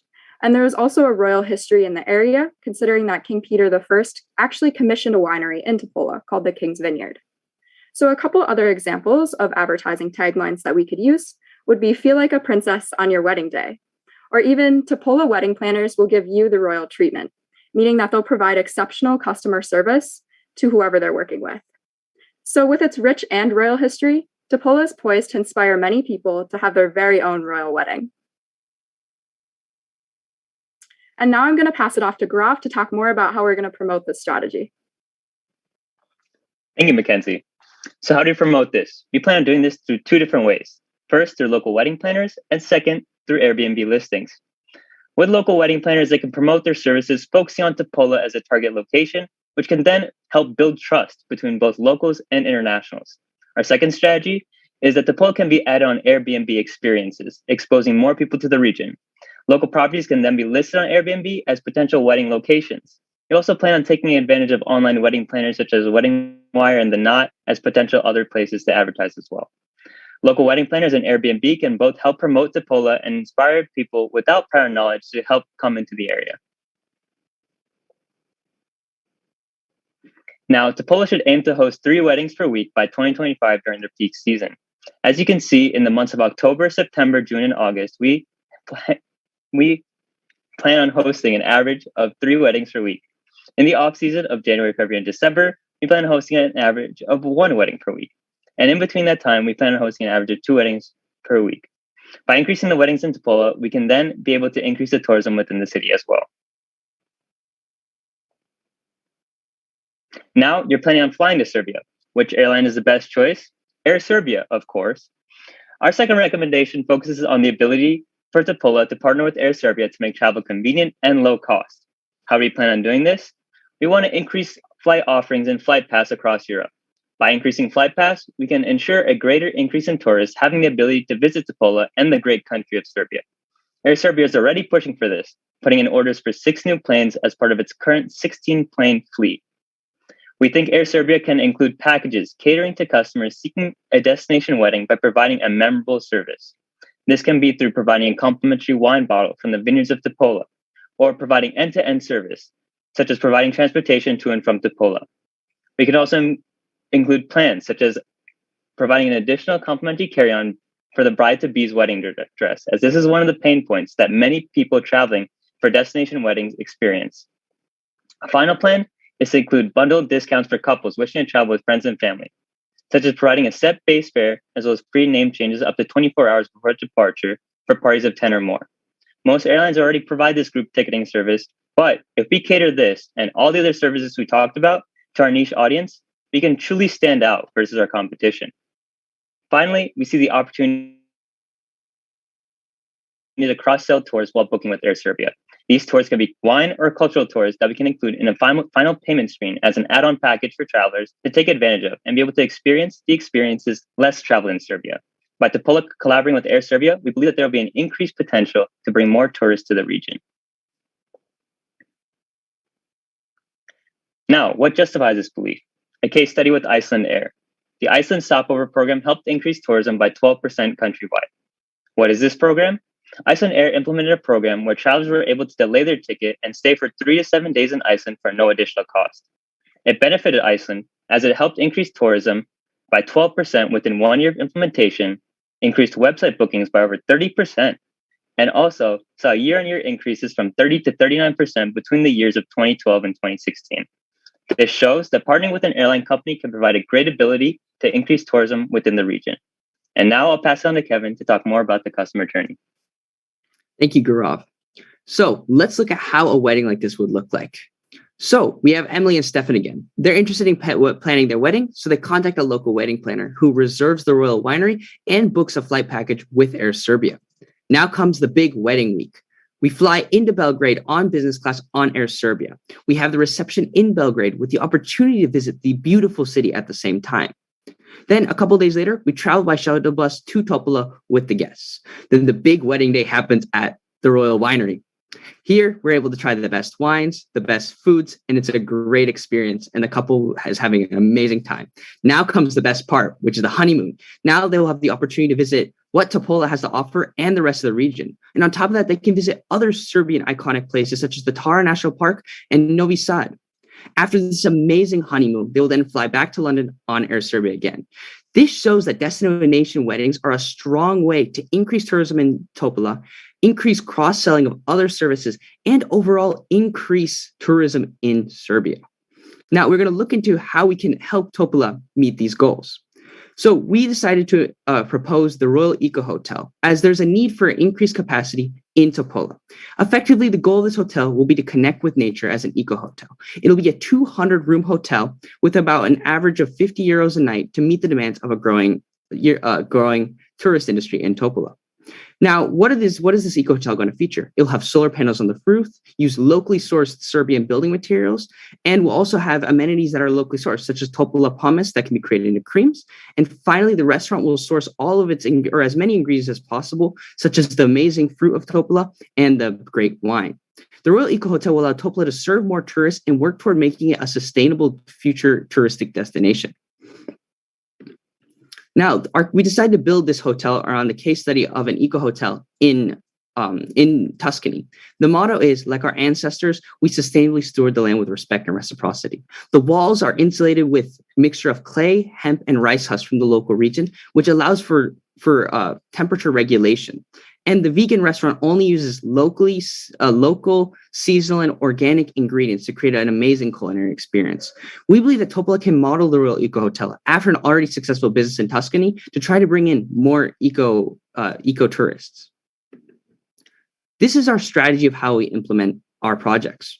So our goal is within a 3-year period to meet our goals. So in the first year, we'll be having our planning phase, where we'll be having our wedding plannings, which will include renovations to the properties and anything else such as social media that needs to be updated for specifically weddings. We will be starting our partnership with Air Serbia to make sure we can get everything going. And finally, we'll be having our planning phase for the hotel. Then with our destination weddings, we're hopefully going to then start promoting on Airbnb, which makes it as easy, pull out your phone, book your wedding, and you'll be ready to go. And then we'll be holding wedding events throughout the year. Then we'll have our Air Serbia partnership, which will be another avenue to help increase promotion and be able to book through Air Serbia weddings. Then we'll be constructing our eco hotel, which will hopefully be ready by the end of 2024. Then from 2024 to 2025, the hotel will be open, which will be amazing because Serbia is predicted to enter the EU, which will only make the ease of travel easier and will be a great opportunity for people to go stay at our brand new eco hotel. Now, let's look at the costs. Our strategy will cost a total of 1,471 million Serbian dinar by 2025. The cost breakdown is into these two categories. The Royal Eco Hotel will be about 1,176 million Serbian dinar, and this will be mostly just the construction, hotel costs, and whatever is needed for operation, and any renovations for weddings, which will include the upgrading of the websites and social media included in that cost. So we believe that this is a very unique strategy for Topola, as it doesn't require a lot of upfront costs since the couple covers a majority of the wedding costs, such as the venue, catering, and music. And all of these categories are actually something we can source locally, such as local musicians and local caterers, which will only help grow the economy of Topola.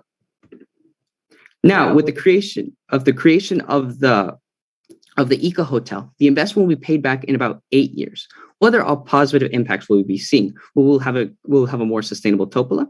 We'll have 200 new rooms for occupancy, and it will create at least 160 jobs, excluding construction workers, and plus there will be more jobs built around the growing tourism industry. So we believe that this will help increase the overall infrastructure and further the overall economy. Thank you, Kevin. So now that we've looked at some of the other impacts, let's take a look at how our strategy will impact tourism in Shumadia. So we project our strategy will introduce approximately 10,000 visitors to Shumadia in 2025. And as you can see here, we projected number of tourists from 2023 to 2025 with an average CAGR of 21%. And there are also a few assumptions that were made to calculate these numbers, and I'd be happy to talk more about them in the Q&A if you'd like. So ultimately, implementing the destination wedding strategy will increase both domestic and international tourism in Shumadia.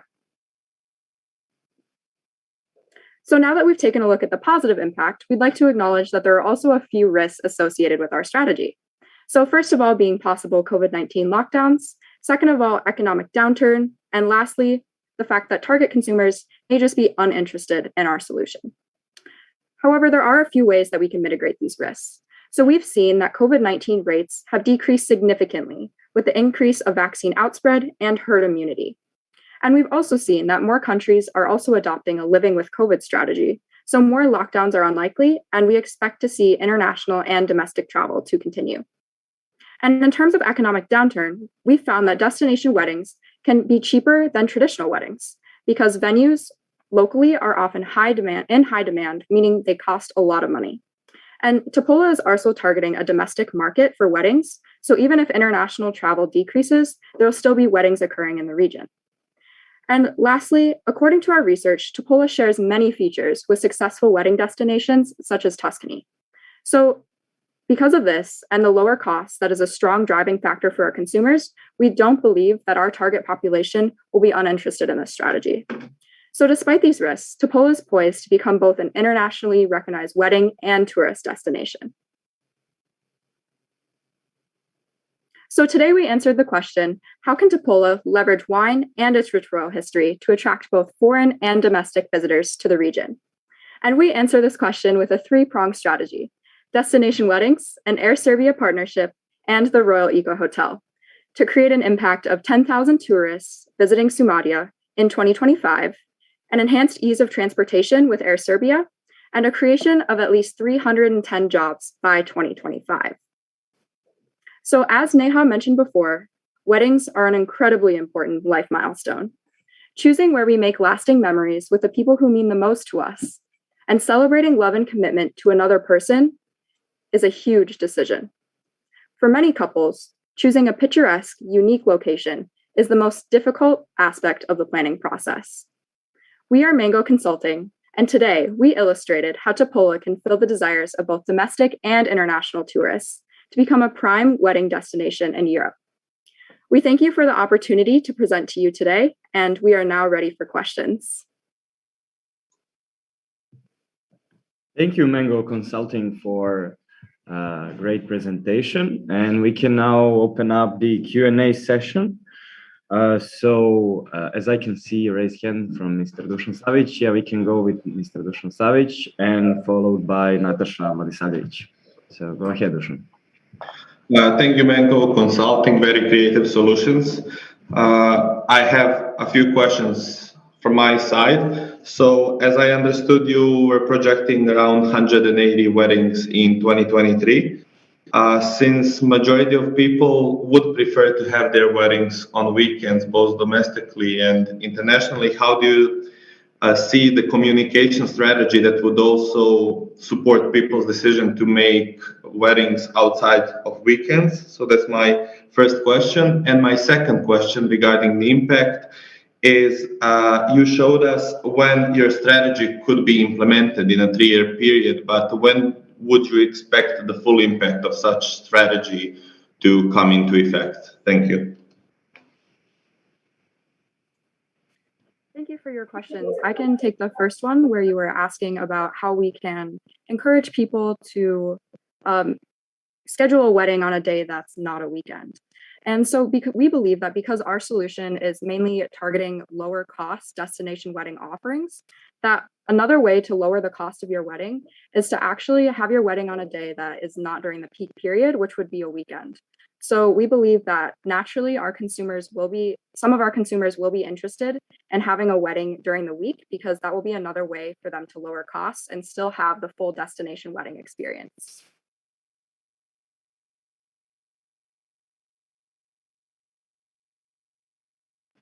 Okay, thank you. You may proceed with the second part. Feel free. Yeah, I can answer the second question as well. So we did calculate revenue for the impact of tourism in the region based on international, domestic, and then assuming that a certain percentage of people who are attending these weddings will, by word of mouth, encourage more tourists to come to the region. And so based on those calculations, we're projecting a average revenue CAGR in those 3 years of about 47%. And so obviously in the first year while we're rolling out the strategy in 2023, and when less people know about the strategy because less people have posted on social media about it and less people are aware, the numbers are lower. But when people begin to learn about the strategy and more people become interested because it will become more trendy, we're projecting that by 2025, we'll actually have a total revenue of about 1.5 million euros due to tourism from the weddings and the word of mouth guests, which translates to about 173 million RSD. Thank you. Thank you, everyone. Now I would like to invite, as I said, Natasha Vladislavljevic, if she has any questions. Thank you so much. Thank you so much, team, for the presentation. I have one question, and that is, from which markets are you expecting to see the tourists and the future, the tourists regarding your solution? I would like to hear that. Yeah, I can take this question actually. So we're looking, we're kind of hoping to reach a market of essentially all Europeans, especially because overall there's quite a bit of destination weddings that occur in Europe. But specifically, we're thinking we might roll out our plan on countries that have the highest levels of tourism within Serbia just generally. So this would be countries like Bosnia, Bulgaria, places like that. And then we're hoping to expand further beyond that to that specific region, for example. Like in our example with Emily and Stefan, we're also hoping to reach people in the UK, for example. So I think we're trying to target as many European countries as possible, but we're going to roll that plan out slowly by focusing on countries that have the most tourism in Serbia first, and then go from there. And another question, what is the key differentiation point of Topola compared to the other low-cost wedding destinations, in your opinion?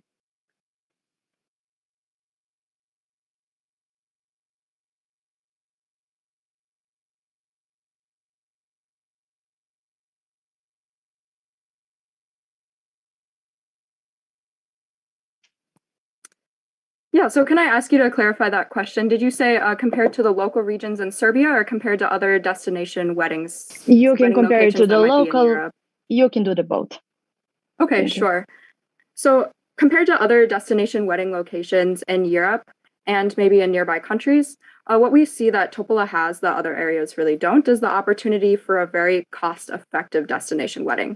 Especially yes, but because, sorry to interrupt, but if you're taking into account other low-cost destinations, wedding destinations, what is the key differentiation point of Topola compared to the other local ones and the international ones?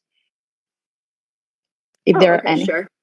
Yeah, thank you for the clarification. So based on that, I think really the main value proposition of Topola is the fact that they have the royal winery and the vineyard there, and the fact that the wine is very high quality, and on top of that, just the rich royal history. That's really what we want to create the branding strategy for Topola, because like we said, a lot of people really love the idea of emulating some sort of like royal wedding vibe. Like everybody wants to feel special on their wedding day, and by coming to an area that has a rich royal history where people in the royal family have been married in the past is a very unique offering that a lot of both domestic and international locations can't offer.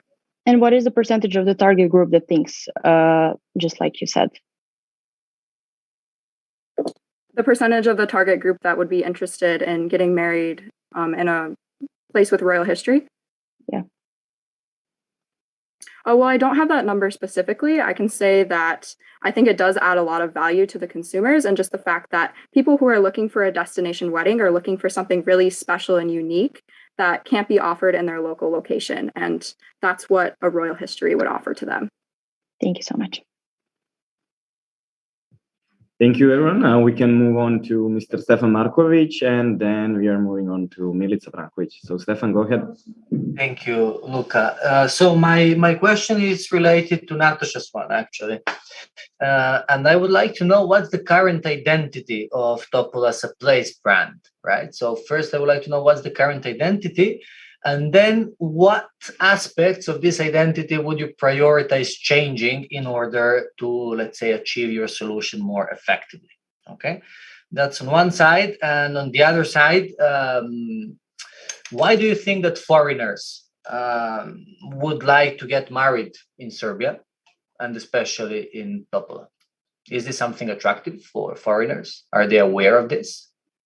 Thank you. Yes. So I can actually answer both questions. So just starting off, what currently I want to say the branding of Topola is the fact that it's, I believe, around 80% known for its historic value, historical sites, its historic architecture, the royal history, and then around 20% is for the vineyards and wineries. So I think what we're hoping to do is increase the knowledge of the vineyard and winery within Topola, kind of associate it more within the branding of Topola, because a lot of destination wedding locations, such as Tuscany or Santorini, for example, they offer the vineyard and winery option. I think that's what appeals to a lot of people. So we're hoping to emphasize that point within Topola's branding, but also keeping note of how important the historic architecture is to really appeal to people who are looking for destination wedding locations. And then, if you wouldn't mind, could you repeat the second question, please? Yes, so considering all this and the fact that many wedding destinations have the same or very similar features and that are more well known by foreigner people, why would people want to come to Serbia or to Topola? Thank you. Yeah, so I can address this question as well. And so actually one of the things that we discovered is that surprising destination weddings can be less expensive in comparison to traditional weddings. And we found that a lot of people who do destination weddings sometimes are looking for a cost-effective alternative while also gaining new experiences and getting specific offerings. So we feel like that is what differentiates us in regards to international popular destination wedding locations, such as Tuscany, Santorini, because while they might have vineyards and wineries as well as historic architecture as well, they're very expensive, oftentimes double the price of an actual traditional wedding, and that's just not the most cost-effective option for people. So we believe that by marketing Topola to these people and introducing them to the beautiful landscapes, the royal winery, and the historic sites like St. George's Church, they'll want to come, because ultimately it's just up to people knowing that Topola exists. But once they know that it does and that it has all the features they're looking for, we believe they'd want to come. Thank you. Thank you, everyone. Now, Milica, yes, you can go ahead and ask your question. Thank you. At your project timeline, we can see that actually your wedding offer starts immediately, how to say, and later on, maybe in 2 or 3 years of distance, it starting this project of building that currently in Topola we have capacities to accommodate all these people who will come to perform their weddings there. Am I right? Just for clarification. Yes, correct. There already is the existing hotel. Okay, so if we have currently capacities in Topola, what would be the number of the performed weddings during the peak of the season? So during the weekends, what will be the full capacity of the performed wedding during the peak of the season? And did you include the local population there, because they also would like to provide some celebration weddings or other kind of events? So how much of the capacity Topola has it currently, and is it correlating with your figures or not,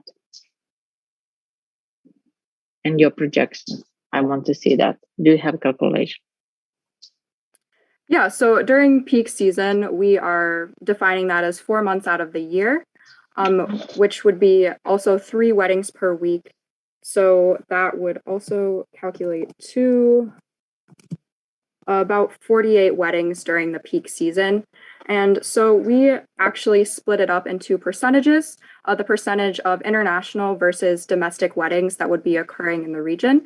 And starting with more domestic weddings because it will be easier to spread the word closer to home first, but eventually shifting the focus toward more international destination weddings because they will actually spend more and bring in more revenue.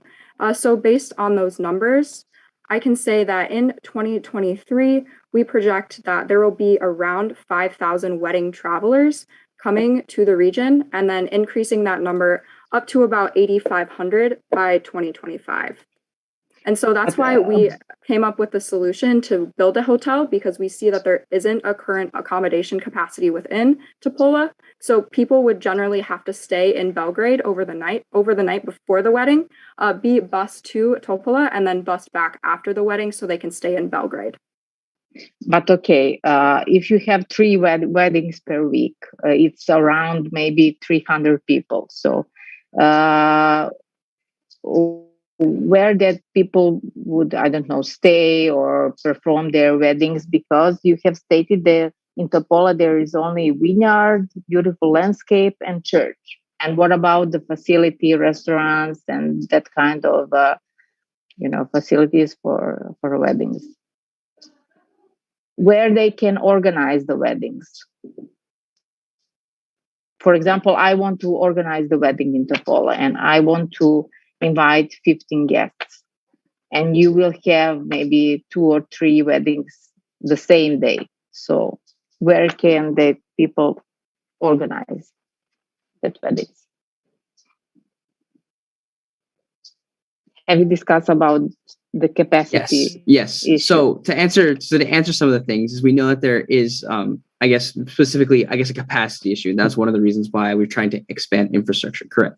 So for some of the points, like for example, where would a lot of these people stay? I think at least initially before, there's potentially more Airbnbs in the new Eco Hotel. A lot of them probably would have to bus back to Belgrade, as I know that's about an hour transfer. So that's kind of how the overnight stays would be.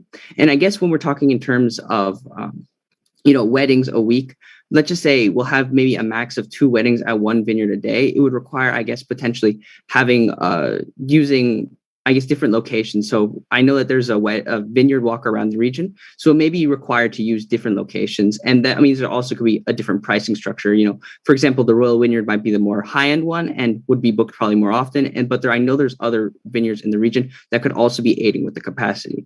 And now in terms of when we're talking like restaurants, catering, etc., this is definitely an opportunity for Topola to grow and help grow the economy. As unfortunately, I don't exactly know all the details about that, but I know that, with these extra tourists, I think there'll definitely be an opportunity to grow kind of the services that can be provided to make sure we can meet all of our needs for this growing tourist destination. Thank you, everyone. Now we can move on to Mihailo Milojevic. Mihailo, please go ahead. Yes, thank you, Luca. Thank you for your presentation. I have one question. Your idea is to increase the accommodation capacity of Topola with a new hotel. Do you maybe have information of annual cost of maintenance, your eco hotel, salaries, the cost of organic food? You mentioned that. So in relation with the profit per year. Thank you. So because of the nature of time with the estimates we created, we just decided to keep a very simple kind of cost project. So we decided to build it around the average cost of a hotel in Europe the development is around 10 million euros. We have our 200 rooms and we did an average of 70% occupancy with an average Euro stay of around 50. We also added some food and beverages and other charges on top of that. And the way we decided to calculate kind of profit margin, just because of the sake of time, we just use around a 33% conversion rate, which will eventually lead to around a 1.2 million euro profit per year. And then eventually that would cover the payback period. It may be a bit aggressive. However, we're hoping that since it is one of the only current hotel offerings, and it will be a bit of a higher end option than the current hotel, that will be able to bring in a lot more customers. And hopefully our projections are seen more conservatively and room occupancy will be potentially higher. That also means there'll be the opportunity to charge more for I guess, the nightly stay. And I guess the kind of how we framed around some of the job estimates, especially around the hotel, is that we found that statistically, for every 10 rooms, you want to have about 8 employees. So we decided to have about 160 hotel employees for the restaurant. So these are all new jobs that we believe that can be created. And on top of that, there's some other predictions we have that would potentially show what other new jobs could be created in the region.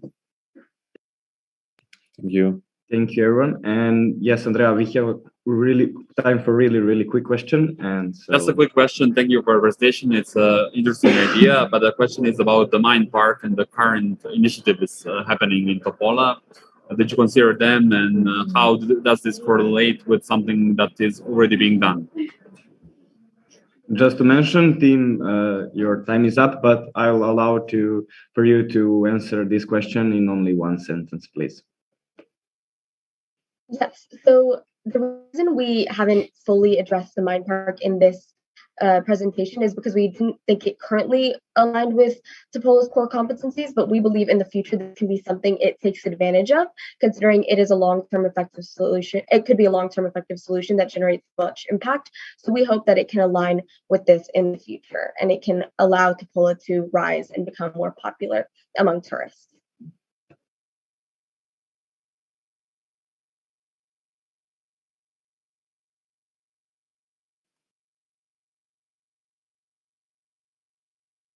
Thank you for listening to our presentation today. We really appreciate your time. So thank you, everyone. Thank you, Team Mango Consulting, for a great presentation. And of course, I want to say a huge thank you to our expert judges. With this team, we are wrapping up our finals today. And I want to say thank you, everyone, for watching us on YouTube stream as well, and all of the teams. Thank you all faculty advisors for supporting your teams and other teams and being here with us today. Thank you, expert judges, for carefully evaluating our competitors' solutions. And just to mention, the winner announcement is not going to happen today, but it is going to happen on Friday during the closing ceremony. So with this, we are wrapping up today's finals. Congratulations, everyone, and congratulations, finalists, for qualifying to finals. And you did a great job. All of the teams were amazing. We saw some amazing solutions, some very creative solutions, and I think that everyone really enjoyed it. So thank you, everyone. And team, now you can, so yeah, if everyone wants to give a big round of applause first. Yeah. Great. And so, yeah.